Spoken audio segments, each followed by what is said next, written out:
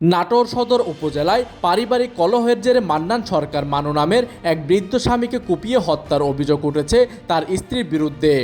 এই ঘটনায় অভিযুক্ত স্ত্রী রতেজানকে আটক করেছে পুলিশ। শনিবার 16 মে দুপুর 1টার দিকে নাটোর সদর উপজেলার কাফুরিয়া এলাকার চৌগাছি উত্তরপাড়ায় এই ঘটনাটি ঘটে। স্থানীয় ও পুলিশ সূত্রে জানা যায়, দুপুরে পারিবারিক কলহের পর মান্নান সরকার মাঠে কাজ করতে যান।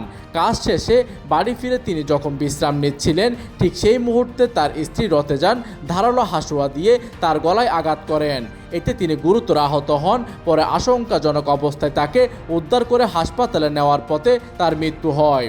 এদিকে নাটোর সদর থানার ভারপ্রাপ্ত কর্মকর্তা ওসি মনসুর রহমান ঘটনার সত্যতা নিশ্চিত করে গণমাধ্যমকে জানান, হত্যাকাণ্ডের খবর পেয়ে পুলিশ দ্রুত ঘটনাস্থলে গিয়ে তদন্ত শুরু করেছে।